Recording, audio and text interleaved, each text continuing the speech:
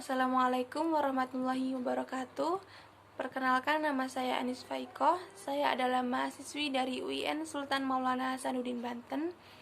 Saya di sini akan memaparkan materi dari mata kuliah pengantar psikolog dengan dosen pengampu Ibu Rawudoh Zaimah Dalimuti Masjider Pendidikan. Materi yang akan saya sampaikan pada kesempatan kali ini adalah psikologi Gestalt. Langsung saja, poin pertama yaitu pengertian psikologi Gestalt. Gestalt dalam bahasa Jerman berarti bentuk. Jadi, maksud dari bentuk tersebut adalah sebuah satu kesatuan utuh. Gestalt dalam suatu teori yang adalah suatu teori yang membahas tentang persepsi manusia melalui perorganisasian komponen, hubungan, dan pola yang menjadi satu kesatuan. Adapun tokoh-tokoh psikologi Gestalt, yang pertama yaitu tokoh yang paling populer dalam psikologi ini, yaitu bernama Max Wertheimer. Ia mempunyai dua teman yang bernama Wolfgang Kohler dan Kurt Kafka. Kemudian yang ketiga yaitu tujuan psikologi Gestalt. Tujuan dari psikologi ini adalah menjelaskan proses penyatuan dan pengorganisasian komponen-komponen yang berbeda sehingga membentuk visual atau pola yang memiliki unsur kemiripan dan menjadi kesatuan. Tahapan-tahapan psikologi Gestalt. Yang pertama yaitu belajar.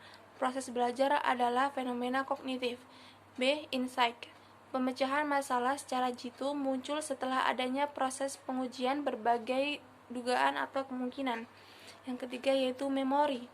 Hasil persepsi tersebut akan meninggalkan jejak ingatan. Dengan berjalannya waktu, jejak ingatan tersebut juga akan berubah sejalan dengan prinsip-prinsip organisasional terhadap objek.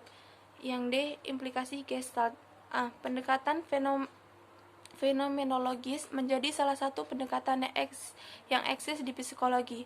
Dengan pendekatan ini, para tokoh Gestalt menunjukkan bahwa studi psikologi dapat mempelajari Heiker mental proses yang selama ini dihindari karena abstrak atau tidak jelas, namun dapat mempertahankan tetap aspek ilmiah dan empirisnya.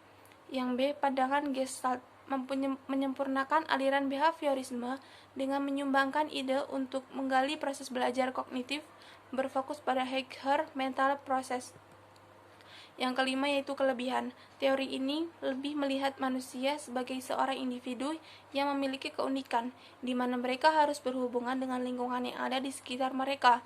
B. Inti pembelajaran adalah mendapatkan insight, artinya dimengertinya persoalan, dimengertinya hubungan tertentu antara berbagai unsur dalam situasi tertentu, hingga hubungan tersebut jelas dan akhirnya didapatkan kemampuan memecahkan masalah.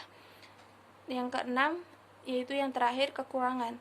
Karena menurut Gestalt, sesuatu yang dipelajari dimulai dari keseluruhan, maka dikhawatirkan akan menimbulkan kesulitan dalam proses belajar, sebab beban yang harus ditanggung sangatlah banyak dan berat. Yang B yaitu pemecahan masalah. Sangat tergantung pada pengamatan. Apabila dapat melihat situasi dengan tepat, maka masalah dapat dipecahkan. Tetapi ketika kita tidak bisa melihat situasi dengan tepat, maka masalah tidak dapat dipecahkan. Mungkin itu saja yang dapat saya sampaikan. Apabila ada kekurangan, saya mohon maaf. Wassalamualaikum warahmatullahi wabarakatuh.